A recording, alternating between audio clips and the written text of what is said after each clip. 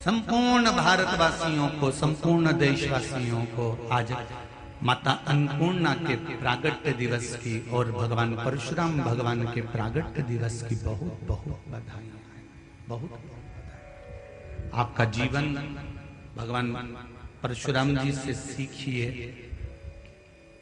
कि माता का शीश काटने के बाद अपने पिता से कह दिया कि मुझे वापस मेरी मां जीवित कर दे दीजिए।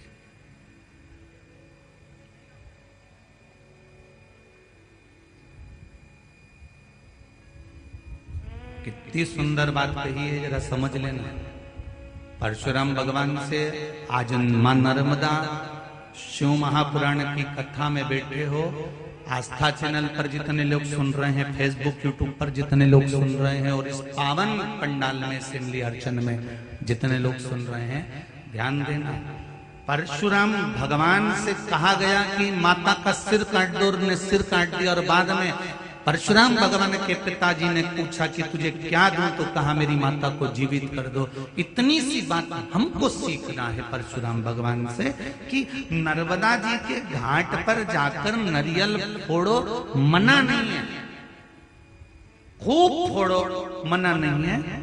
शीश काट दिया परशुराम भगवान ने, पर बाद में कह दिया कि इस शीश को आप जोड़ दीजिए। भगवान से, पिता से कहा कि इसको जोड़ दो। उसी तरह माता नर्मदा के घाट पर जाकर नारियल फोड़ो, मना नहीं है, अगरबत्ती लगाओ, मना नहीं है, दीप लगाओ, मना नहीं है, पूजन करो, मना नहीं है। पर इतना याद रखना कि नारियल के ऊपर की जो नट्टी है, पॉलीथीन है, चना चिरौंजी या प्रसाद का जो डब्बा है, उसको मां नर्मदा के घाट पर मत छोड़ो, ना जल में छोड़ो, उसको वापस लाओ और कहीं पेड़ के नीचे डाल दो।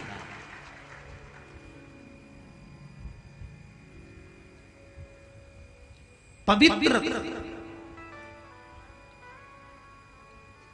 भक्ति में दिखावा नहीं होना चाहिए। भक्ति में कुछ आपको पहले भी कथा में कहा कि शिव मंदिर में अगर आप अगरबत्ती नहीं लगा सकते, दिया नहीं लगा सकते, पूजन नहीं कर सकते, एक लोटा जल नहीं चढ़ा सकते, आप शंकर जी के मंदिर में एक बेलपत्र समर्पित नहीं कर सकते, आप शिव मंदिर में जाकर एक लोटा पानी नहीं चढ़ा सकते, तो मत चढ़ाओ। इतना तो कर सकते हो कि जीवन में अगर दुख आए, तकलीफ आए, कष्ट आए, तो तुम्हारे पास कुछ भी नहीं है ना, तो शंकर जी के मंदिर में जाकर थोड़ी झाड़ू लगा लो, थोड़ा पोछा लगा लो, थोड़ी सफाई कर लो। इतना भी अगर आपने कर लिया, 1 महीने क्या 15 दिन कर देख, तेरे खुद रास्ते साफ हो जाएंगे। तू 15 दिन कर तो हर हर महादेव। शिव की कृपा किसको कहते हैं? अकाल मृत्यु वो मरे जो काम करे, चंडाल का और काल उसका क्या बिगाड़े, जो भक्त हो महाकाल का।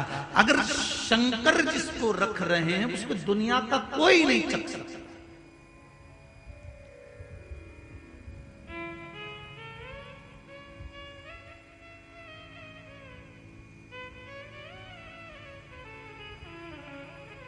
एक उंगली अगर किसी पर उठा रहे हो ना, एक उंगली अगर किसी पर आप उठाकर कर रहे हो कि ये ऐसा है, ये ऐसा कर रहा है, वो ऐसा कर रहा है, वहां ऐसा हो रहा है, तो ये 3 उंगलियां आपकी ओर जाकर बता रही है कि तुम अपने अंदर झांक कर देखो कि तुम कैसे हो, तुम्हारी सोच कैसी है, तुम्हारे विचार कैसे है, तुम्हारी दृष्टि कैसी है।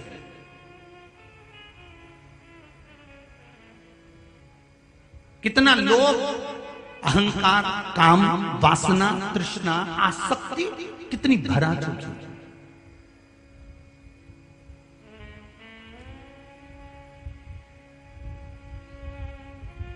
भाई, जिंदगी में एक बात याद रखिएगा, बनने का प्रयास करिएगा तो सीढ़ी बनने का प्रयास करना कि हम किसी को ऊपर की ओर बढ़ा सकें, किसी का एक आनंद की ओर उसको अग्रण्य कर सकें। ये नहीं कि सीढ़ी के पाए तोड़कर उसको नीचे गिरा दिया जाए। प्रयास करना कि आगे बढ़ने का हम और प्रयास करें कि इसको और बढ़ाया जाए।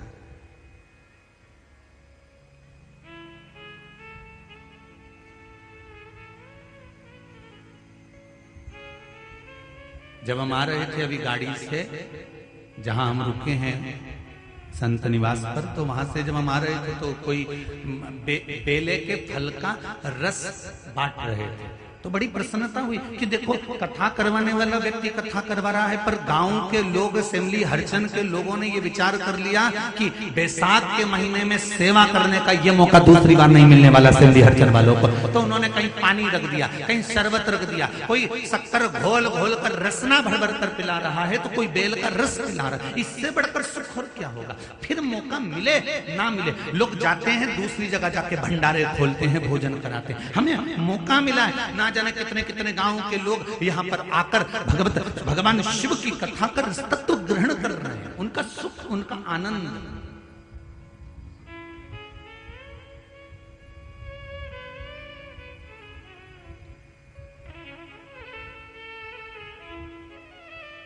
और माई नर्मदा के तट पर तो ढेर संत, साधु, सन्यासी, तपस्वी, ब्राह्मण, जोगी सब निवास करते हैं। मेरा एक निवेदन जजमान परिवार से बस थोड़ा सा रहेगा कि कोई अगर नर्मदा तट के कोई संत आ रहे हों, साधु आ रहे हों, कोई सन्यासी लोग आ रहे हों, तो उनके लिए बैठने के लिए कल से एक ब्लॉक छोटा सा बना देना, जिससे संत लोग आगे बैठकर आराम से कथा का रसतत्व ग्रहण कर सके। बस इतना सा। कोई साधु, कोई सन्यासी, कोई तपस्वी, कोई संत जन, कोई भी आए नर्मदा तट का, वो नर्मदा महारानी की गोद का पुत्र है, वो सुने कथा।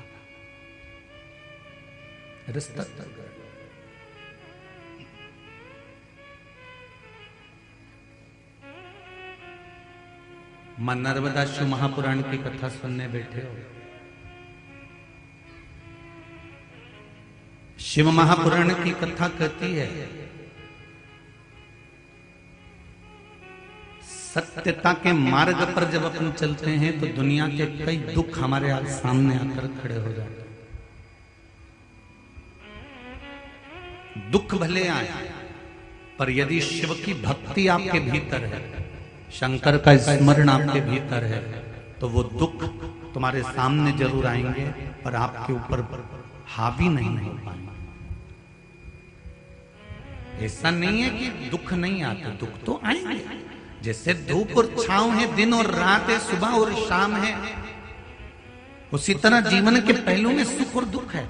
जैसे एक चक्र चलता है ना, बहुत बड़ा चक्र जब चलता है जिंदगी का, चक्र में एक तरफ सुख है तो एक तरफ दुख है। बस इतना जीवन में स्मरण रहे कि जो व्यक्ति जब ज्यादा अहंकार में फूल जाता है, काम में, लोभ में, आसक्ति में, तृष्णा में, वासना में जब ज्यादा फूल जाता है, तो चक्र उसको उठाकर दूसरी जगह पटक सकता है, फिर वही जीवन शुरू हो सकता है।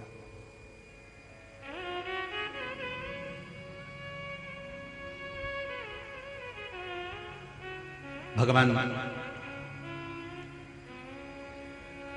और आया एक बार श्री हनुमान जी महाराज के भीतर भी थोड़ा सा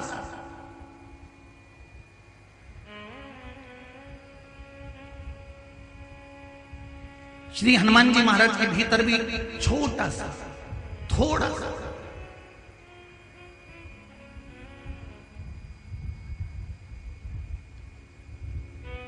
एक भक्ति का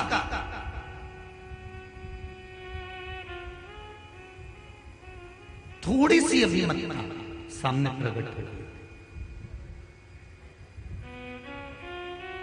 और भगवान राम बैठे थे सिंहासन पर, भगवान मेरे सीताराम सरकार सिंहासन पर बैठे हुए थे, हनुमान जी महाराज उनकी मस्ती में बैठे हुए थे। हनुमान जी महाराज ने आकर सीताराम सरकार से कहा, राघव जी से कहा, स्वामी मेरे मन में एक अभिलाषा है। क्या अभिलाषा?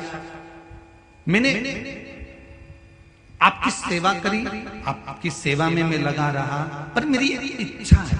क्या इच्छा? मुझे शंकर भगवान और माता पार्वती का दर्शन करना।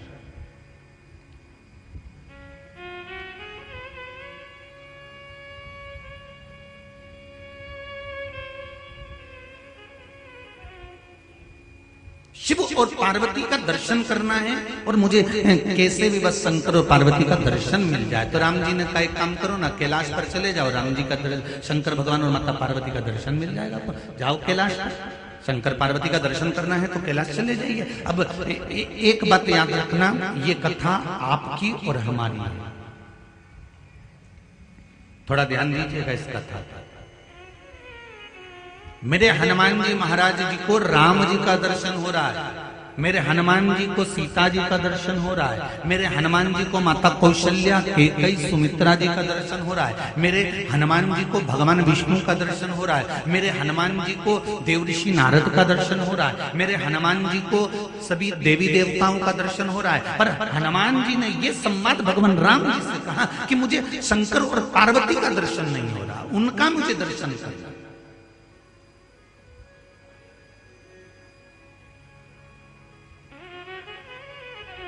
तो कहा आप कैलाश पर चले जाओ। हनुमान जी महाराज ने कहा कैलाश पर्वत पे, हाँ क्या वहां पर शंकर पार्वती का दर्शन हो जाएगा? बिल्कुल हो जाएगा, जाओ जरा कैलाश पर। और हनुमान जी महाराज सीताराम सीताराम सीताराम सीताराम सीताराम सीताराम करते करते करते करते कैलाश पर पहुंचे। अब हनुमान जी तो कैलाश पर पहुंच गए तो बाहर नंदी बैठा हुआ। नंदी ने कहा ए बानर कहां जा रहे हो?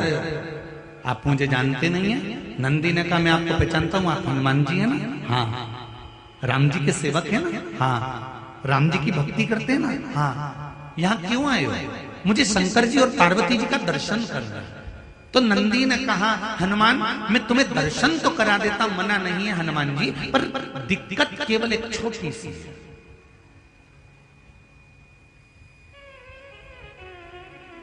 सेमली अर्चन वालों, मां नर्मदा शिव महापुराण की कथा सुनने के लिए बैठे हो, इसलिए नर्मदा जी की इस कथा को सुनना जरूरी है। क्या हनुमान जी को शंकर जी का दर्शन क्यों नहीं हुआ? क्या कमी रह गई थी हनुमान जी के पास में? जो राम जी की सेवा में दिन रात डूबे हुए थे, उनके पास कमी क्या थी? जो माता सीता के कहने पर अपने तन पर सिंदूर डाल लेते हैं, उनके पास कमी क्या थी?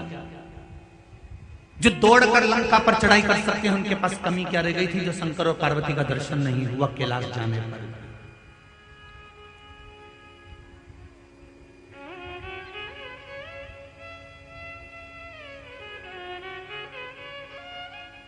जो पल में लंका में आग लगा सकते हैं, वो शंकर और पार्वती का दर्शन क्यों नहीं पा रहे? कभी विचार करना, सेमली हरचंद में रहने के बाद भी, सेमली हरचंद के आसपास में रहने के बाद भी 10 किलोमीटर 20 किलोमीटर 25 किलोमीटर 50 किलोमीटर रहने के बाद भी अगर आप शिव महापुराण की कथा में नहीं पहुंचे हैं, पंडाल तक नहीं पहुंचे हैं, तो ऐसा क्या कर दिया था आपने कि भगवान की कथा तक में नहीं पहुंच पा रहा हूं? और जो पहुंच गए हैं उनने कौन सा पुण्य करा होगा?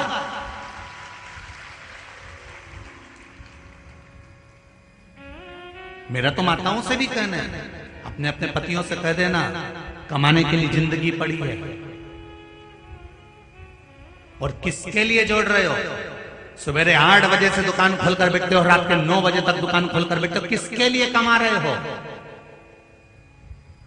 पत्नी और बच्चों के लिए। जब अंतिम समय में प्राण छूटेंगे और ऊपर जाओगे, तब वो यम के दूत भी कहेंगे दुकान पर बैठकर नौकरी में सर्विस में झूठ तूने बोला, प्रपंच तूने बोला, गलत तूने बोला, छल तूने करा, कपट तूने करा, बेईमानी तूने करी, इसलिए तुझे नरक भोगना पड़ेगा। तो वो जीवात्मा कहती है मैंने तो अपनी पत्नी के लिए कमाया था, मैंने बच्चों को आगे बढ़ाने के लिए कमाया था, मैंने बच्चों के लिए करा था, इसलिए मैंने झूठ बोला था, इसलिए मैंने कपट करा था, तो मुझे नरक भेज रहे हो तो मेरी पत्नी और बच्चों को भी भेजो। तो यम के दूत कहेंगे झूठ तूने बोला, छल तूने करा, कपट तूने करा, बेईमानी तूने करी, इसलिए सुन ले भेरू भोगेगा भी तू, कोई दूसरा नहीं भोगने वाला। तो मेरी माताओं से निवेदन, तुम तो जोरदार खजूर वाली चोटी वोटी बना के रहे हो, अपने कोई टेंशन नहीं, जरा सी रत्ती भर की जो होगा, आग लगे बस्ती में अपन रहे हो मस्ती में। बस इतना जरूर करना कि अपने अगर सेमली हरचंद के 50 किलोमीटर 60 किलोमीटर 100 किलोमीटर के दायरे में रहते हो, तो एक बार पति से जरूर कह देना सुनो जी सुनो, मैंने कथा का सुना है, नर्मदा भी नहा लेंगे और नर्मदा की शिव महापुराण भी सुन लेंगे, जरा चले के 5 मिनट होके आए, चले।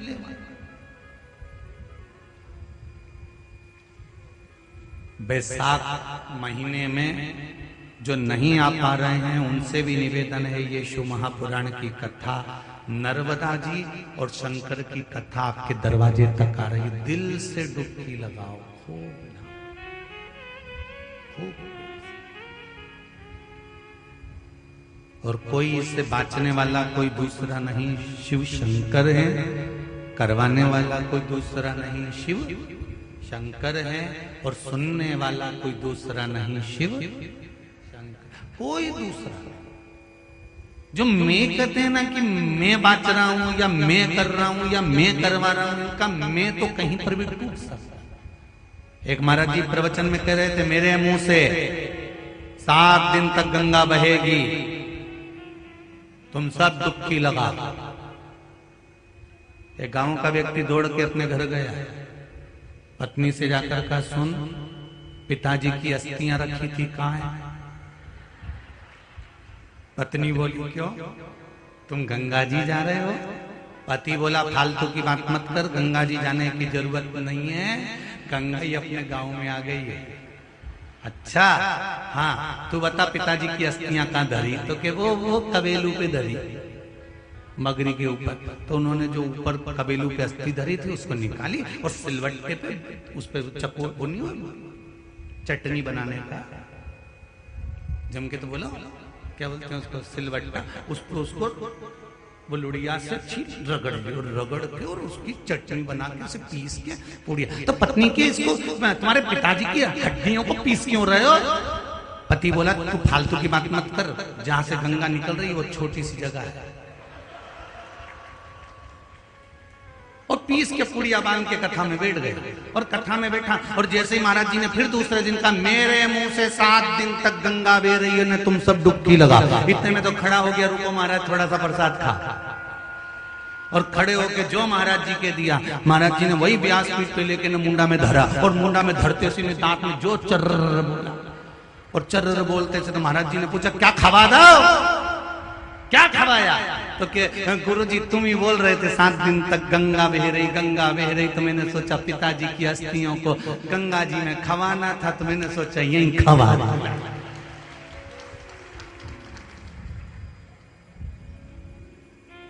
तो जहां मैं जुड़ा हुआ है, जहां पर अहंकार जुड़ा हुआ, वो अहंकार कभी भी समाप्त हो सकता।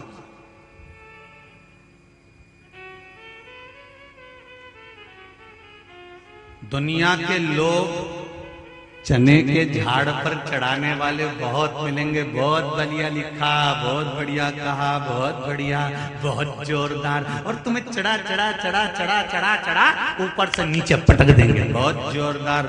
पर तुम्हें समझाना है, अपनी बुद्धि से चिंतन कर कर कहना है, सुनो जी कथा रसतत्व हो रही है और स्मरण करना, कथा बड़ी मुश्किल से मिलती है। हनुमान जी राम राम भज रहे हैं, सीता राम भज रहे हैं, पर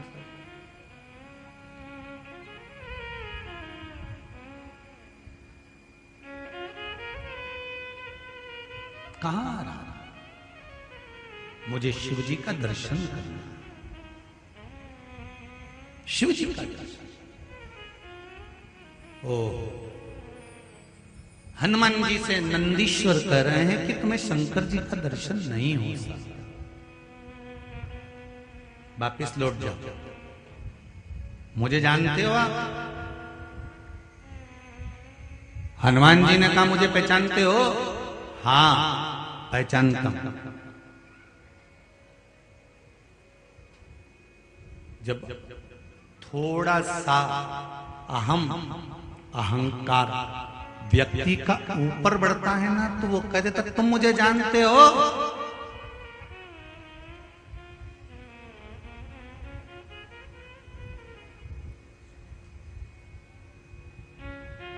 कई जगह कथा करने जाते हैं ना, तो वहां पर लोग आकर बोलते हैं, हम उनके आदमी हैं, तुम हमें पहचानते हो? कई लोग कुबेरेश्वर धाम पर रुद्राक्ष लेने आते हैं, तो वहां पर आकर कहते हैं, हम उनके आदमी हैं, तुम हमें पहचानते हो? तो वहां पर जो कार्यकर्ता होते हैं वो कहते हैं, हम भी शंकर के आदमी हैं, पहचानते हो? सबके लिए समता का भाव होना चाहिए।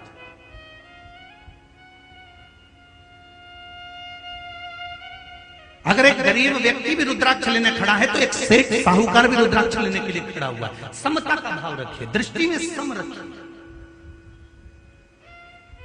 कितना बड़ा दोष है साहब, सनातन धर्म के भीतर कितना बड़ा दोष बताया जरा देखिए। पहले जब शादी होती थी तो शादी में जब लोग भोजन करने बैठते थे तब एक पंगत भंडारे की जब भोजन करने बैठते थे, भंडारे की या संत भोज की या साधु भोज की जब पत्तल लगती थी, पंगत लगती थी, विवाह की जब पंगत लगती थी तो एक जैसी पंगत जब लग जाती थी, उस पंगत में लगने के बाद एक साथ भोजन चालू होता था। बोलो सही है कि गलत है? एक साथ भोजन करने के बाद लोग उठते थे, एक साथ भोजन करने बैठते तो एक साथ उठते थे।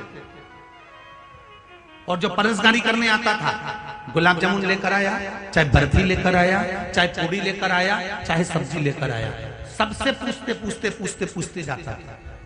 ये नहीं कि उसका पहचान वाला वहां बैठा है तो वहां पहुंच गया और गुलाब जामुन दे दी। क्यों? क्योंकि अगर पहचान वाले को गुलाब जामुन दे दी और यहां से लेकर वहां तक में अगर 14 लोग बैठे हुए, 15 लोग बैठे हुए, उन 15 लोगों को नहीं पूछा और उनको अगर गुलाब जामुन नहीं दिए तो वो